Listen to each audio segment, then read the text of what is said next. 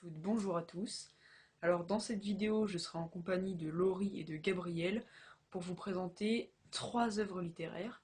Donc deux d'entre nous vous présenteront 2 œuvres et ensuite on sera réunis au CDI tous les trois pour vous présenter le livre qu'on a préféré.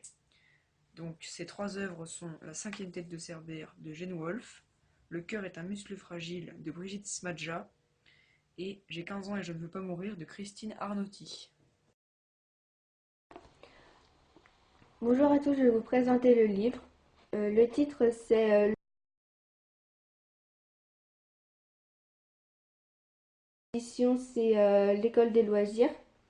Ça se passe dans un lycée et le personnage principal c'est Simon Beretti. Donc je vais commencer par vous lire le résumé.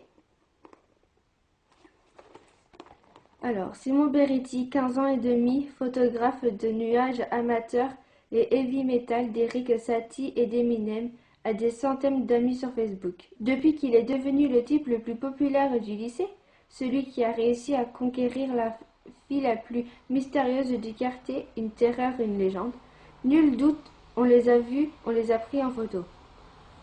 Ils veulent tous la rencontrer, réclament à Simon leur dose d'images et de commentaires.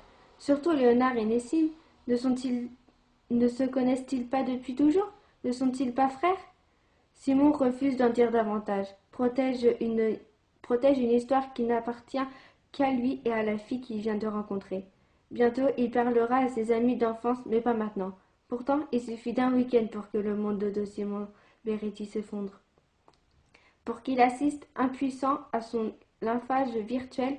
Pire, Léonard et Nessim ne font rien pour arrêter ce carnage. Comment en sont-ils arrivés là, tous les trois, justement ce lundi où il s'apprêtait à leur présenter la fille qu'il aime? Alors, dans ce livre, j'ai bien aimé le prologue qu'il y a au tout début. Si.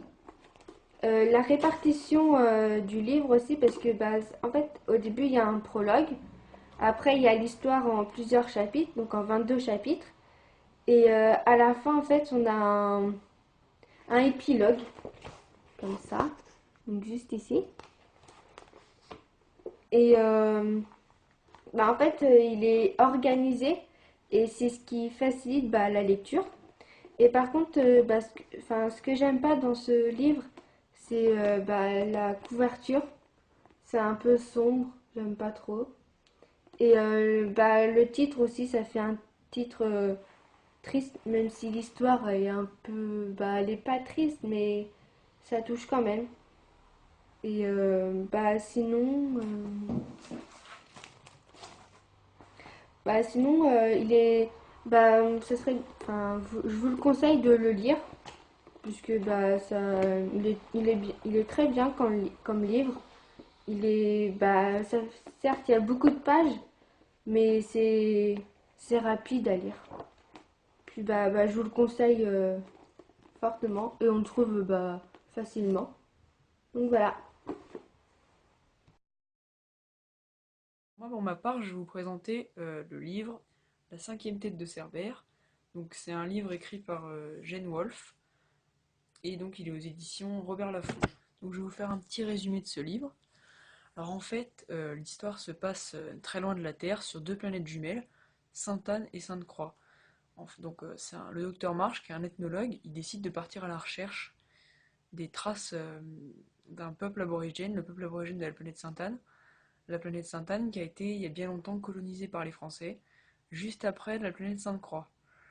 Euh, Sauf que les aborigènes, depuis longtemps, c'est considéré comme une légende.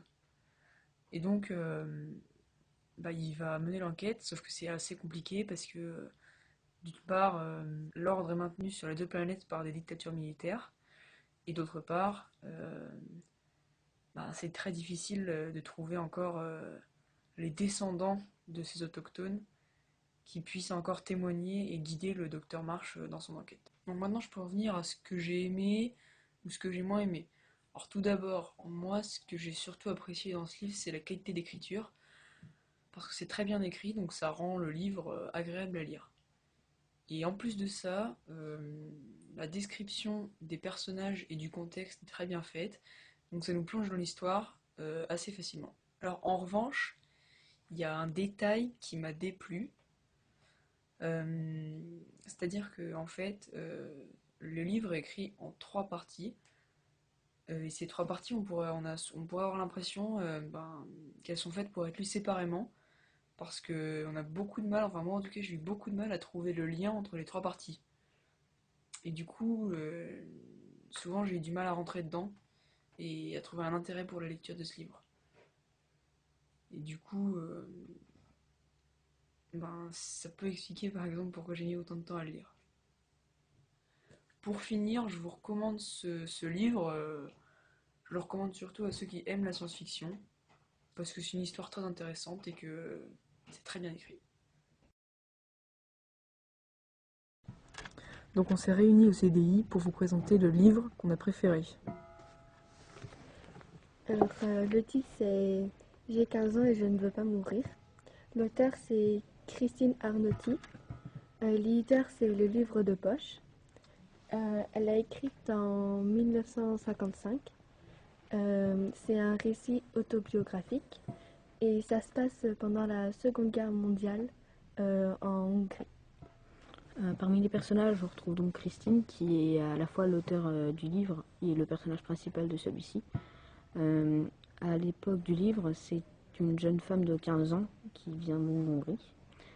On retrouve aussi Pista, qui est vu comme un héros aux yeux des habitants, parce qu'il n'hésite pas à sortir malgré les dangers et qu'il aide énormément aussi les survivants. Et aussi par exemple Monsieur Radney, qui est un vieillard juif qui vit dans le sous-sol de l'immeuble comme les autres. En résumé, dans le conflit mondial qui ravage le continent européen de 1939 à 1945, la Hongrie est restée très longtemps hors des atteintes de la guerre, puis à son tour, elle est en feu. Les Allemands qui y sont rentrés en maître se sont retranchés dans Budapest et en tentent de défendre la ville qu'assiègent les Russes. C'est ce siège de 2 mois, vécu dans la cave de leur immeuble, pris au bord du Danube, sous les feux croisés des belligérants, que raconte Christine Arnauty. Ils sont là une douzaine à attendre l'avance russe avec espoir qu'elle marquera la fin de l'oppression et de l'horreur. En parlant de l'écriture, ce livre est plutôt petit, car c'est un format de poche, mais malgré ça, il est assez bien lisible, même si les pages sont assez jolies. Donc il y a des points qu'on a aimés dans ce livre. Par exemple, la façon dont le livre est écrit, du fait que les événements changent continuellement et brusquement. Et ça fait qu'on a l'impression d'être dans la peau des personnages et de nous-mêmes vivre la guerre. Et donc aussi de ressentir les sentiments qu'ont pu ressentir les protagonistes du livre. Et donc ces sentiments, ils passent par exemple à travers la qualité d'écriture de l'auteur, parce que c'est vraiment très bien écrit, et ce style de narration qui plonge le lecteur dans l'époque. Il y a aussi des points qui sont plus négatifs. Par exemple, on est tous d'accord pour dire que la fin est assez décevante. Parce que dans les dernières lignes, lorsque la mère de l'héroïne donne son dernier bijou pour payer leur nourriture, l'héroïne du livre désespère. Et en fait, le livre finit ainsi. Donc c'est une fin qui est assez brusque et inattendue. Et en fait, c'est un peu comme si le livre, ça avait été une phrase qui serait finie par une virgule et qui n'aurait pas été terminée. C'est un peu l'impression qu'on a eue en lisant le livre. En tout cas, globalement, le bilan est assez positif. Et on vous recommande ce livre, surtout pour le contexte historique et la qualité d'écriture. Même si certains détails nous ont déplu, c'est quand même excellent.